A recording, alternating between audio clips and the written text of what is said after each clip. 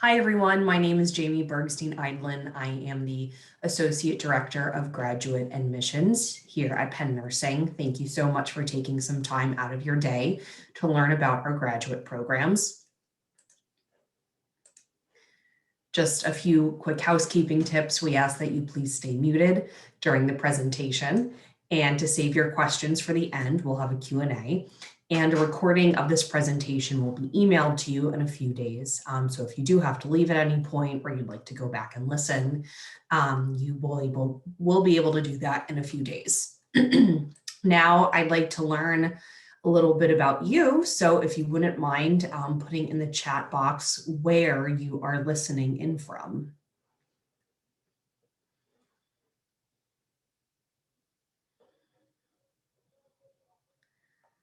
Oh, wow. We have a lot of variety. Michigan, Tucson, Arizona, New York City, New Jersey, of course, Philadelphia, Los Angeles, Virginia, DC, Delaware. Wonderful. Welcome, everyone. Again, thank you for joining us. This is an overview of what we'll be discussing today.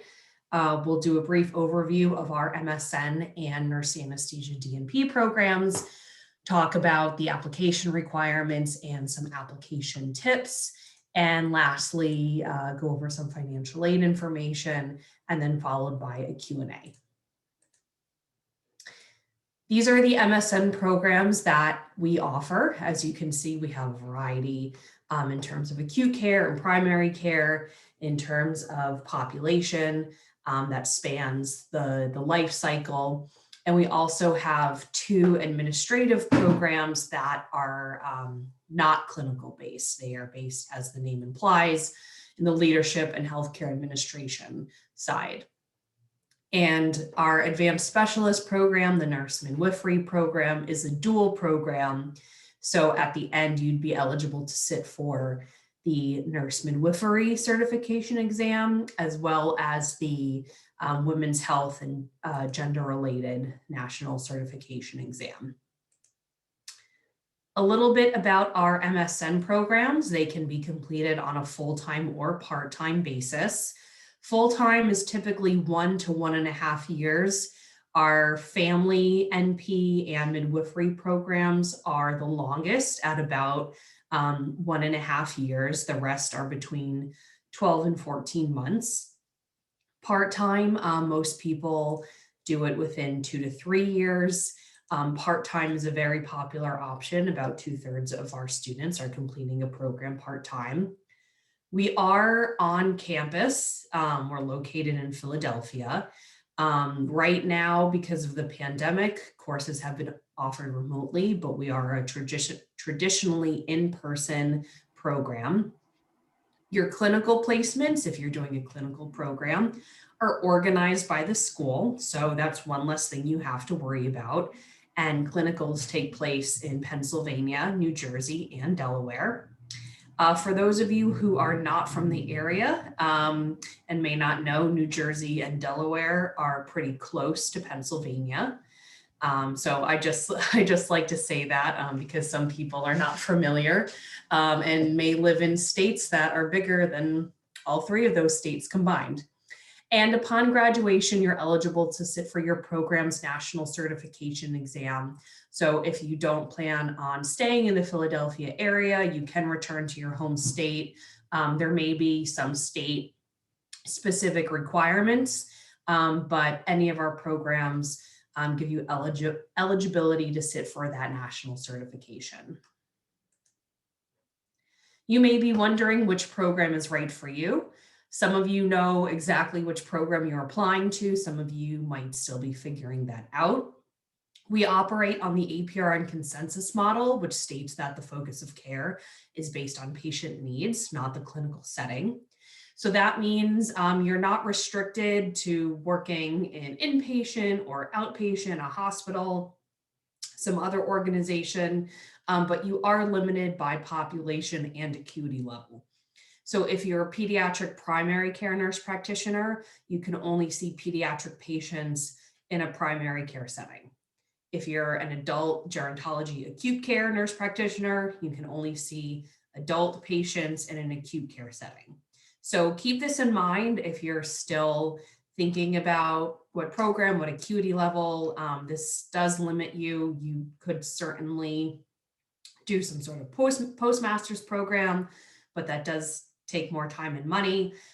So if you really don't like children or you really don't like adults, make sure you're really you're sure about what program that you're interested in before you apply. This is a very basic outline of what the clinical MSN curriculum looks like. Everyone starts out with the core curriculum, or 3 Ps: pathophysiology, pharmacology, and physical assessment. Everyone is required to take a research course, and there is some basic research done in your program. And at the end, you have a product that would be able to be submitted to a journal for publication. And we do guide students through the publication process. Everyone takes theory courses in their population area. And then, as I mentioned, clinical placements in Pennsylvania, New Jersey, and Delaware. The administration MSN curriculum varies. The health leadership curriculum is a bit more flexible. There's more opportunity to take electives at any other Penn graduate school, while the nursing and healthcare administration program, their curriculum is a bit more rigid, and there is an administrative practicum where you do sort of an internship project at an organization of your interest. We also have a variety of minors. That said, some programs are easier to add a minor to than others. The full-time programs are very intense and often don't allow to successfully complete a full minor within that year or 14 months. It's a little bit easier to do a minor in a part-time program or one of our administrative programs. Most of these are only 3 courses and designed to increase your knowledge in a specific area. Others do lead to certification. So for example, the adult oncology minor or palliative care minor. And lastly, you can see the ones with the asterisks can also be completed as a standalone postgraduate certificate. So if you complete your MSN at Penn or elsewhere, and you decide to come back, you could complete these in only 3 or 4 courses. As I mentioned, you can complete our MSN programs full-time or part-time. Part-time, you can start in any semester. You can start in spring, which is mid-January, summer, which is late May, or fall, which is late August or early September. Full-time, there are specific start dates. You can't just decide to start in the summer or fall.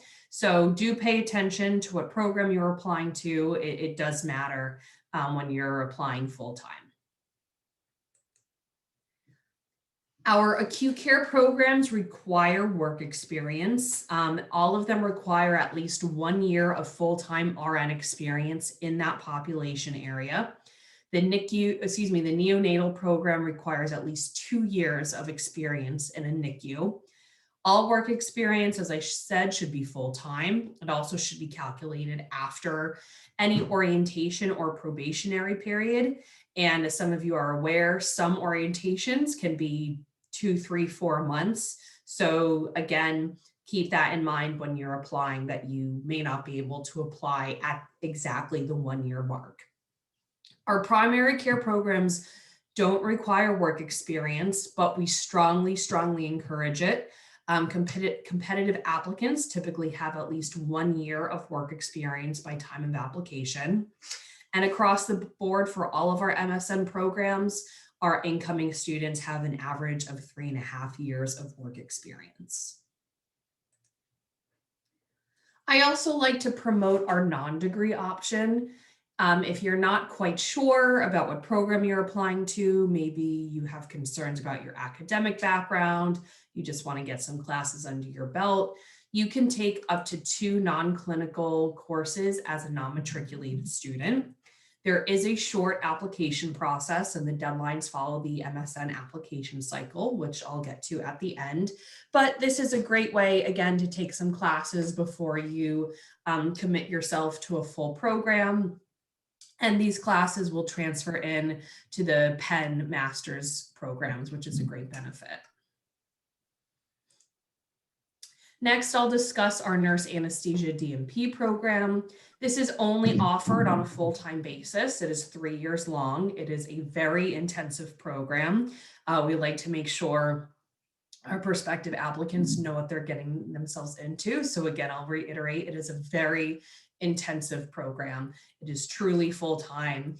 There's really not any opportunity to do any part-time or per diem work during this program. You can enter with your BSN. You do not need an advanced degree. We admit about 2 years in advance. So people who applied this application cycle apply for 2022. That enrollment is closed. The next application cycle that will open will be for summer 2023. There is a strict work experience requirement. You must have at least 2 years of ICU or critical care experience working with the most critically ill patients. And there are several areas listed on the screen that we do not accept. Again, the minimum is 2 years post-orientation. We prefer more than 2 years. Competitive applicants typically have around 3 or 4 years of work experience. The curriculum is fully integrated between your didactic, clinical, and simulation courses. Some programs don't start you in the clinical process until you're halfway through or in your last year. Not us. The program starts in May and your clinicals start in August. So you jump right into that clinical process. There's also the DNP component. This is a doctoral program. At the end, you'll complete a DNP project and you take courses throughout your curriculum. You don't need to have an idea of what your project wants to be when you're applying. It's great if you do. A lot of times organizations and hospitals and departments will come to us with project ideas that we relay to our students, and you can work in groups for your DNP project, which again, since the program's so intensive, this is a nice option to alleviate some of that burden. We operate on a primary site model. So you always return to your primary clinical site after rotating through your other rotations and your specialty rotations. This is great. It allows you to have a home base when you're not rotating and apply all of those skills that you've learned through your specialty rotations to your primary site. And a lot of students wind up getting hired at their primary site after graduation. I could talk forever about the Penn Advantage, but I will keep it to a few short points. So our clinical placements, again, the school organizes your clinicals for you, which is a huge burden off your shoulders. Again, you might be traveling to different states, but it really allows you for a diverse, immersive clinical experience. Our clinicals tend to focus on the medically underserved. We have a huge commitment to social justice, and as the next bullet says, a big community focus. We are located in West Philadelphia, and we try and do a lot for the West Philadelphia community. So for example, the past few years, the Center for Global Women's Health has organized a West Philadelphia Women's Day, which offers education, services, resources to women in West Philadelphia. The clinicals, again, focus on the medically underserved and focus on the community. And there's also the community of Penn nursing. There's always something going on, even during the pandemic. There's still been a lot of events and speakers and things to do. And when we return to campus, it will be buzzing with lots of events going on. So there's always something going on, whether it be within our building or within the greater community. There are a variety of national and international opportunities. Of course, those have been on pause, but some programs may allow you to complete your last clinical at another hospital or organization around the country or even around the world. There are also a variety of short-term study abroad opportunities for almost any program, which again, a really wonderful way to broaden your horizons, get that experience that you may not traditionally be able to get in grad school. As I mentioned, there are a variety of leadership opportunities. You don't need to be in a PhD program to pursue leadership. A lot of our students will take the research that they've done and submit it for publication, present it at conferences, do poster presentations. So again, plenty of ways to get involved in research, even if you're not in a doctoral program, or if you have no interest in one. It's still, if you're interested in research, there are opportunities for you. And lastly, we are not just training you to be an advanced practice nurse, we're training you to be leaders in your community. So there's a big focus on leadership. One example is every year, Pennsylvania has a lobby day in Harrisburg. And if there are particular laws or issues relating to nurses, nurse practitioners, patients, students will go and lobby to get these bills passed. So for a few years ago, students and faculty were lobbying for NPs to have more full practice authority. And again, our students are just involved in leadership, whether that's student organizations, within the classroom, within clinicals. So really training you to be a well-rounded advanced practice nurse. Now I'll go into some application requirements and admissions tips. These are the application requirements on the screen, and we'll go over them in a bit more detail. So in general, what do we look for? We have a holistic admissions process, which means we are looking at the entire application that you submit. There are some minimum requirements, but in general, you're not automatically denied based on a certain GPA or certain work experience or essays. We are looking at the entire application that you submit. We review all areas equally. We find all areas have significant weight, and we are really looking deep into every material that you submit. My biggest piece of advice to you is to start your application early. It allows you to submit the most competitive application possible, and it's much easier to fix errors if you're not waiting until the last minute. Our applications open every July. We are still accepting MSN applications for part-time enrollment, and I'll get to more of that at the end. But if you're interested in applying for next year, those applications will open in July, so you have plenty of time to submit. We require a resume. We don't have a preference on formatting or length. Most people submit a 1 to 2 page resume. We recommend including all professional experience, and if nursing is your second career, you can certainly feel free to include what you did in your prior career. Volunteer experience, extracurricular activities, highlighting any leadership experience, including honors and awards, research, shadowing experience, if you've been a clinical instructor, preceptor, any significant hobbies, you can feel free to include that in your resume. Each program requires a few different essays. Basics for the essays, you want to make sure it's easy to read, double-spaced, 12-point font. We read hundreds of applications. I stare at the screen far more than I should in a day. And it goes a long way when your essay is easy to read. You want to make sure that you proofread your essay. Don't submit the first draft. No one's first draft is ever good.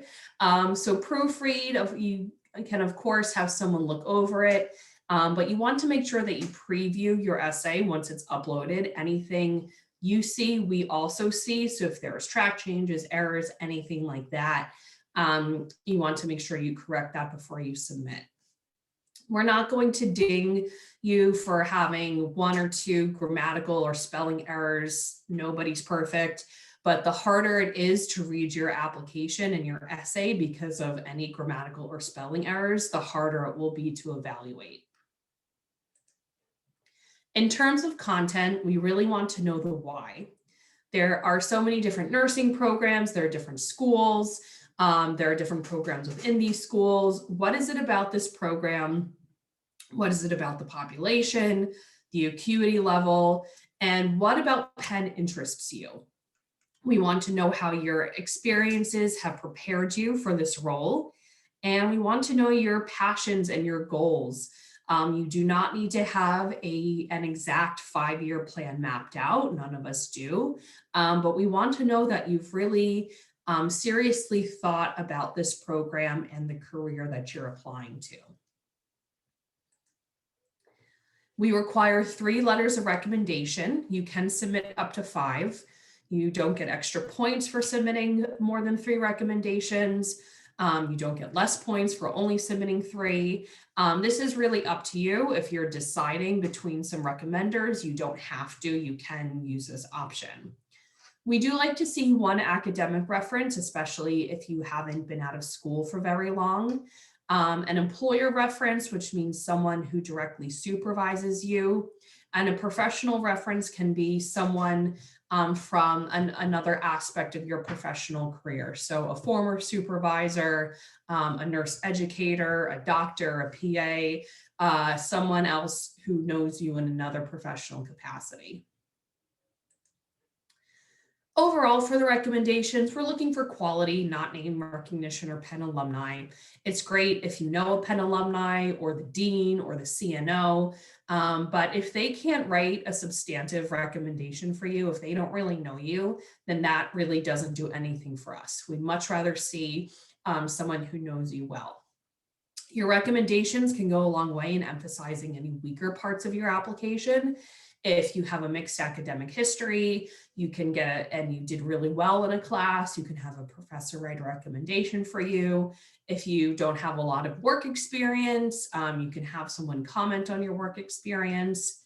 And lastly, we only accept academic or professional recommendations. I'm sure your mom or grandfather or cousin could write a really great recommendation, but that is not what we are looking for. We want an academic or professional reference. The GRE is required, but it will be waived if your BSN GPA from an institution in the United States or Canada, if you have a cumulative GPA of a 3.2 or higher, or you have a master's degree from the United States or Canada with a cumulative GPA of 3.0 or higher. Whoops, sorry about that. We don't recalculate GPAs, we don't round up, we don't consider additional coursework. A 3.1999 is not a 3.2. The waiver will be applied after you submit your application and it's processed by our office. There's nothing you need to do. And if you do need to take the GRE, competitive applicants typically score in the 50th percentile. The TOEFL or IELTS is required if you're a non-native English speaker or if your undergraduate degree was not conducted in English. The minimum requirements are on the screen. We don't have a preference between the TOEFL or the IELTS. You just need to submit one if you do meet this criteria. We require transcripts from your BSN program and all additional degrees or coursework completed. You can submit unofficial transcripts and they're strongly encouraged during the application process. You only need to submit official transcripts if you're admitted and you accept the offer. If you attended school outside of the United States or Canada, you will need to have your transcripts evaluated through WES or CGFNS. Just some other application items. If you are currently an RN or APRN, we do require your license. You should upload whatever you're issued, a scan of your physical copy, a screenshot of the online certificate, that's fine. A reminder that you will need a Pennsylvania license before you start the clinical sequence. If you're an international applicant, if you're licensed in another country but not in the United States, you'll need to complete the CGFNS certification exam. We require an introductory statistics class that just needs to show up on your transcript. There's nothing more you need to do. And interviews are by invitation only. We will contact you if you have been invited to interview. And now I'm just going to briefly touch on some tuition and financial aid information. Tuition and fees are always available on our website. Your program costs depend on how many course units you take per semester. The average course at Penn is worth 1 CU, which is equal to 4 semester hours. There's no in-state, out-of-state tuition. A course is a course, so you just take the number of courses that you need to take and multiply it by the cost of tuition. This is just a very general overview. I'm not a financial aid counselor, so please email financial aid with any specific questions that you may have. These are the tuition fees for the 2020-2021 academic year. Next year's fees should be available shortly. They did not go up this year. I don't know what the plan is for next year, but in general, tuition increases about 3.9% each year. This full-time number is an estimate that includes personal and living expenses. Those may not apply to you. It might be cheaper, it might be more expensive. The full breakdown is available on our financial aid website. We do offer some scholarships. We offer need and merit-based awards for full-time students. We have a brand new Gutman Leadership Scholars Program. Amy Gutman, the president of the University of Pennsylvania, and her husband made a personal donation of $2 million to the School of Nursing. Wouldn't that be nice to be able to personally donate $2 million? And we were able to award our first round of scholarships this past year, which has been really wonderful to see those applications come in and those awards go out. We've been able to offer a COVID-19 scholarship, which provides funds for any emergency or personal needs. So it's just been another very nice way to support our students during this time. We do have veteran and GI benefits if you are a military veteran. The CAS scholarship in gerontology is great if you are interested in gerontology. It does require a commitment to work in one of our research centers. If you are a returned Peace Corps volunteer, there is a scholarship available for you.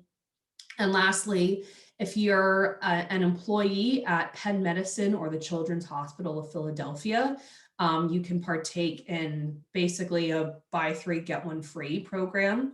So if you take 4 classes in the same calendar year, January to December, you'll receive a scholarship for the cost of tuition of that 4th class. And that is on top of any benefits you might receive as a Penn Medicine or CHOP employee, which is a fantastic option for our local students. And that's for any Penn Medicine hospital and CHOP organization too.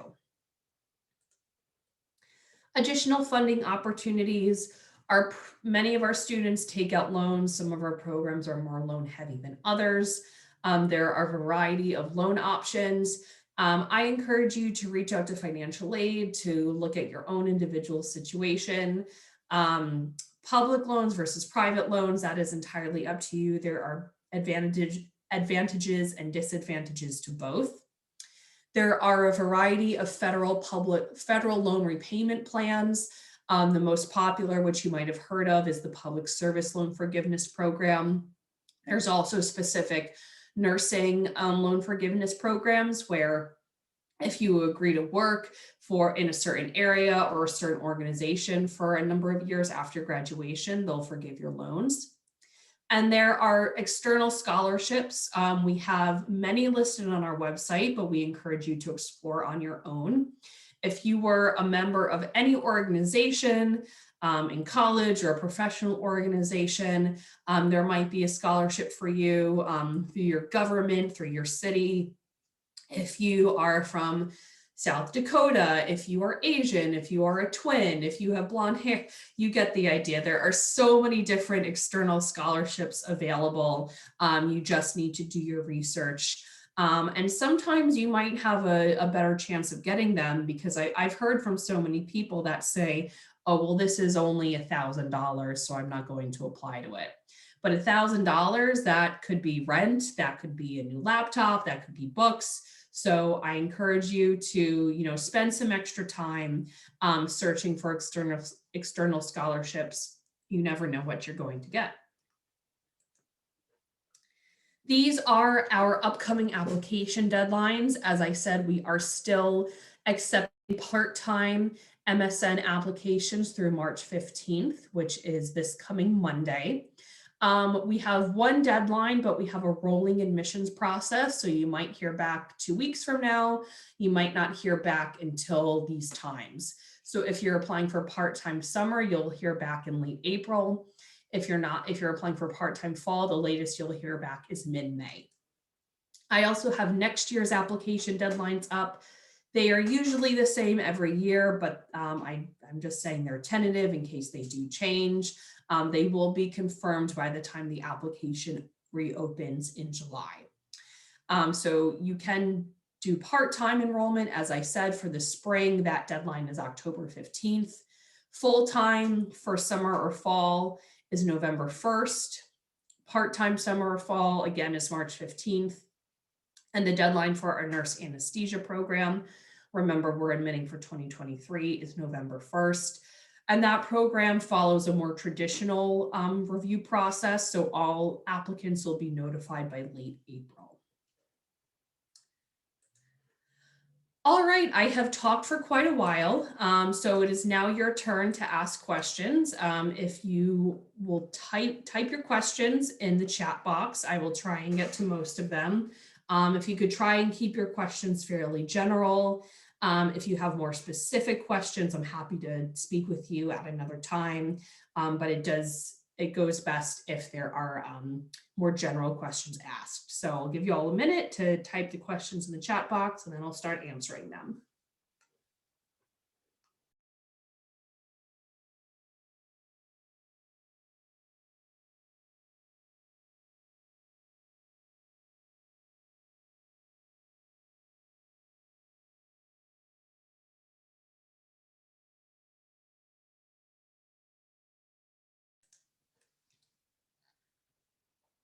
How many students do you admit into the nurse anesthesia program? We typically admit around 28 to 30 each year.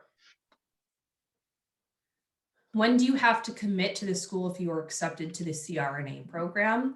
So for all programs, not just CRNA, but for our MSN and DNP programs, you have 2 weeks to respond to your offer of admission and pay the enrollment deposit. What are class sizes like for each MSN program? Some of the core classes, such as pathophysiology, are a bit bigger. They can range from maybe 80 to 100 students, since almost every MSN student has to take one of those courses. Once you get into your theory courses, they may only be around like 15 to 20 people. Do you need an RN license to apply? So if you are applying to one of our acute care programs, you do need work experience. So you should already have your RN license.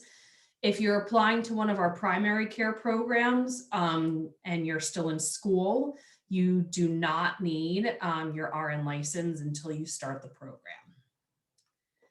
Does this presentation include the direct entry MSN program? No, we won't be going over that today, but we do have recorded information sessions on our website.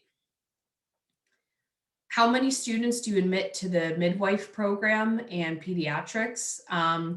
In general, most of our programs, we admit anywhere from 10 to 30 for each program. Some of our programs are smaller. Some we are able to admit more people. It depends on how many clinical spots we have. Is there an option of deferring acceptance for a year? You can request a deferral. It is not guaranteed. So we do encourage you to apply for the year that you plan on enrolling. Of course, we understand life happens, and you can always request a deferral. Can I apply and be considered to the CRNA program if I will have the 2+ years of ICU experience by the start date. You can, but you'd be a much more competitive applicant if you had at least 2 years by time of application.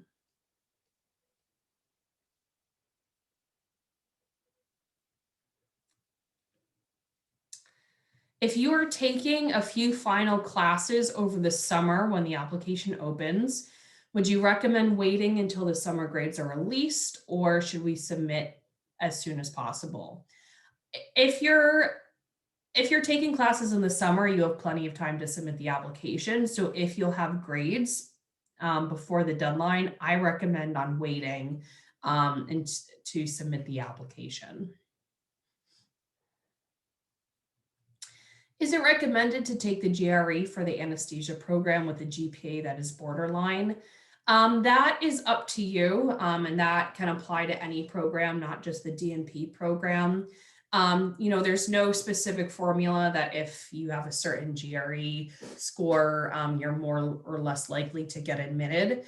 I would focus more on if there's other things you can do, such as maybe taking certifications or getting involved at work, or if you want to take a non-degree class, that is usually a better indicator than taking the GRE if you don't have to. Is it possible to submit all recommendations as professional? I've been working professionally for 14 years. Yes, so academic references are more strongly encouraged if you've been out of school for only a few years. If you have significant work experience and you feel that you can't obtain a strong academic reference, that's fine.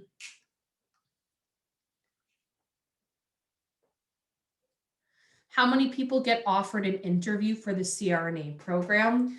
About half of our applicants are offered an interview. That can change every year.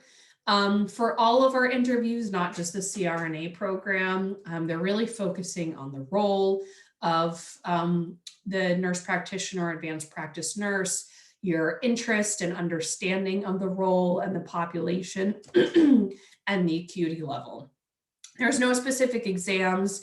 They're not really, they might ask you certain things that you've done in your work, especially if you're working in that area and acuity level, but you aren't required to know any specific things, especially as it relates to the nurse practitioner role or advanced practice role you're applying to. Am I able to transfer courses? So you can, for non-Penn graduate level courses, you can transfer up to 2 classes. That is not guaranteed, and that would only be evaluated after the admissions process. Will a low GPA be counted out for the CRNA program? No, again, we review every application that is submitted to us and meets the minimum application requirements. If you do have a low GPA, you may want to consider getting a strong academic reference, highlighting courses that you did well in. We do have an optional statement on the application where you can explain if things happen. Maybe you had to take care of a family member, or you were ill, or you just, struggled your first year of college, and you can explain that in the optional statement. What are examples of how accepted students stood out in their CRNA applications? Again, we're looking for a really clear demonstration of your interest and understanding of the role, that you are able to take your personal and importantly professional experiences and how that has influenced you and prepared you for this role, and that your recommenders are able to comment on this as well. There are no certifications required, but many applicants do have their critical care RN certification. Again, that is not required, but that can certainly help. For the palliative care NP, if you want to do as a minor, doesn't matter if you do acute care or family. So just to clarify, we don't have a palliative care NP. It is a minor or a certificate. You can do it with our acute care or primary care programs. What's a good email to connect with you for specific questions? You can email admissions@nursing.upenn.edu, which is on the screen. And we check that every day. I'll be able to answer your emails within the next few days.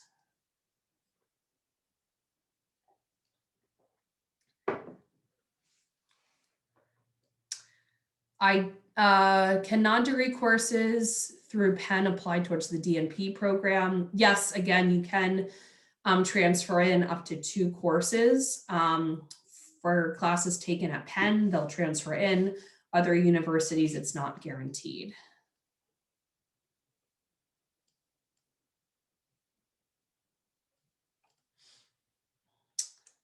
Academics wise, when can you get kicked out of the program?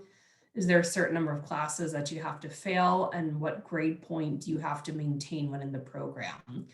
I believe you have to maintain at least a 3.0. And our student services staff is always in close communication with our students, and we are monitoring the progress of our students. So we do our best to make sure if there are any students at that or close to, that we get in touch with them well before they have to withdraw from the program.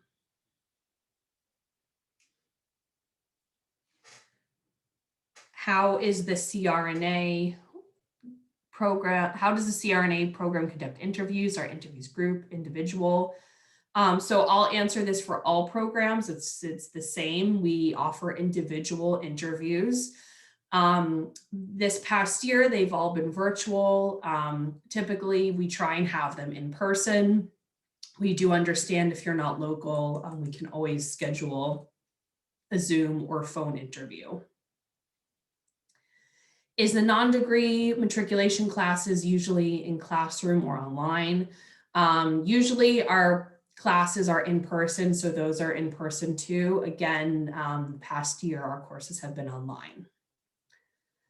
Do you offer mentorships for the CRNA program? Yes, so the upperclassmen, the third years and second years, will take on mentoring the first year students, and it's a really nice cycle of the mentees becoming the mentors the next year.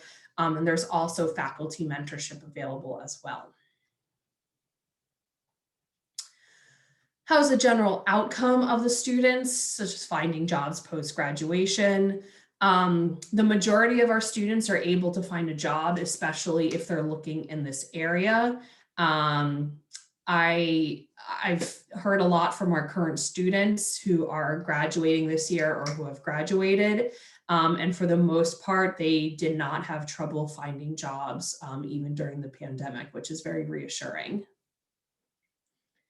Which semester do we start clinicals for the CRNA program? So you start the program in the summer and you'll start clinicals in the fall. Do CRNA students compete with anesthesia residents for cases at clinical sites? No, you'll either be working with them or you'll have your own cases with either an attending or a CRNA on site. So you're not competing for cases. Do you offer writing support if students need help with writing papers? Yes, what a great question. We have a really fantastic Weingarten Learning Center, which is available for tutoring, for writing, for any academic research help. I know many of you have been out of school for a few years. I myself took a break in between undergrad and my graduate program. And when I started my grad program, I needed some help. Even it's just, have someone to, look over your paper, to give you some ideas, help with study skills, time management, anything like that. So yes, the Weingarten Learning Center is available in person, online, to help with anything academic you need. If I complete my CCRN exam after I apply, can I contact admissions to update my resume? Yes, depending on when that happens and where we are in the process, we can usually update your application.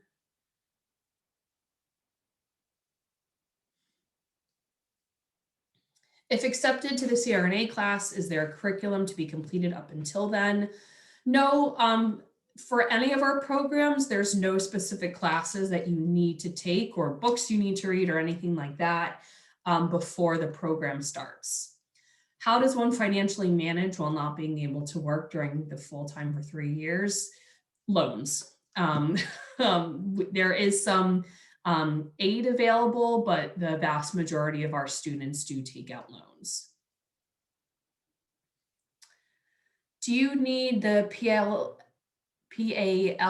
and ACLS certifications prior to application, or is one adequate and then you can obtain the others upon admission? You don't need those prior to the application process, you just need them before you start the program. How long are you required to work at Penn or CHOP in order to be eligible to receive the course credit discount? That's something you should check with HR. Typically, it is after any orientation or probationary period, but you should check in with your HR for that specific information. Does Penn provide any type of mental health support? Yeah, such great questions today. Thank you all.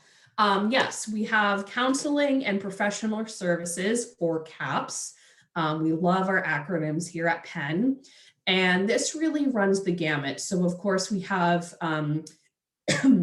what you might traditionally think of therapy, whether that's short-term, long-term, whatever that may be. We offer health services, so primary care, there's acupuncture and massage, which is fantastic. There are, peer mental health support groups, things like that. There's a lot of fitness activities. There's the gym, which can be a great release, to improve your mental health. So yes, there's a lot of formal mental health services and informal mental health services. As a Penn student, you have access to all Penn resources. I know our programs are rigorous and involved, but you have, every amenity available to you because as a Penn student, not just as a Penn nursing student. What does time off between semesters look like for the CRNA program? You do have time off. It's typically a few days to a week, depending on the semesters. Again, it depends which semester it is. I am graduating in May this year, so I won't have a year experience. Will this be a problem if I want to start in the spring? So if you're applying to one of our acute care programs, you do need to have that work experience. So you may need to wait. If you're applying to primary care programs, you can apply without work experience. Is it a requirement to have a car in the CRNA program, or can one survive with carpools and public transit? I've heard mixed things on this. So if your primary site is in the city or close by, you can typically survive on carpooling, rideshare, bikes, public transit. As you get to those rotations, they are a bit farther. We have one, I'm not sure how familiar with where you are, how familiar you are, but we have them in Princeton, New Jersey, in Allentown, Pennsylvania, which is about an hour, maybe hour and a half with traffic.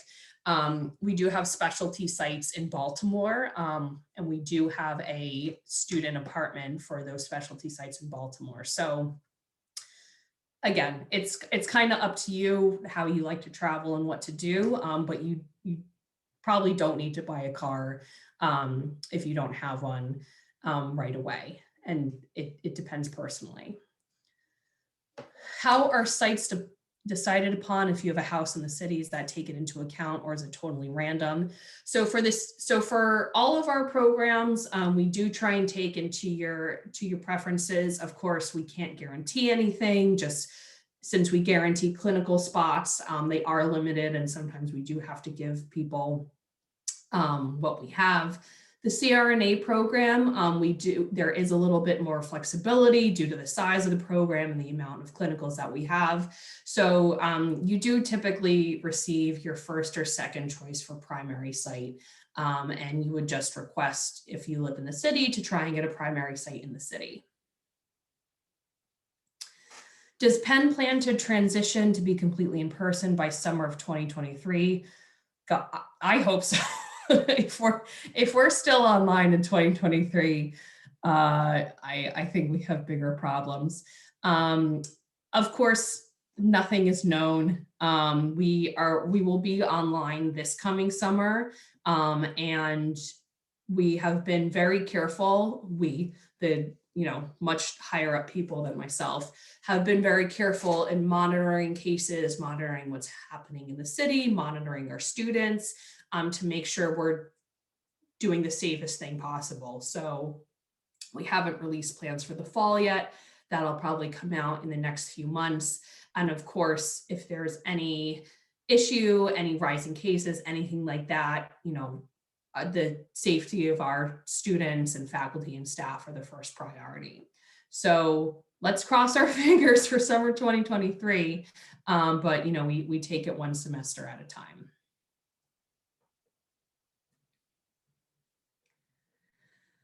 Okay, any other questions?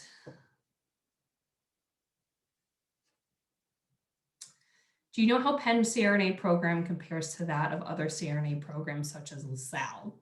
I don't. I'm only familiar with our program. I do know, just knowing other programs in the area, that most seem to be admitting far in advance. So we're not the only ones admitting 2 years in advance. But in general, if you are applying to other programs, you want to make sure you're looking at all the requirements. We all require different things. So making sure that just because Penn requires or doesn't require something, that you're not submitting the same thing for another program.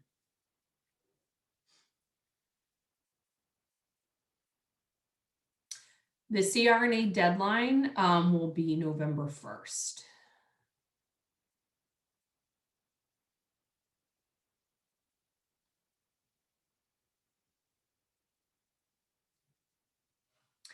Can applicants to the CRNA program reapply if declined or waitlisted? Yes, and that goes for any of our programs. We welcome reapplicants. We're happy to speak with you if you were not offered admission, and we do have many successful reapplicants. For part-time NP programs starting this fall, when will decisions be sent out? The latest you'll hear back is mid-May. It's a rolling process, so you might hear back earlier, but the latest you'll hear back is mid-May. Do you mix with other schools' CRNA students at clinical sites? Not purposely, but I imagine you will run into other CRNA students and other NP students from other schools. The earliest you'd hear back from part-time fall would be within the next week or two after you submit your application. And just to go back to the deadline page, again, we're accepting applications for part-time summer or fall through March 15th, which is Monday. And then these are the 2022 tentative deadlines. And I will go back to this page so you can see our email address. Any questions I didn't get to, or if you have any additional questions, please feel free to email. If you have any time-sensitive questions about the upcoming March 15 deadline, we'll try and get back to you as soon as possible.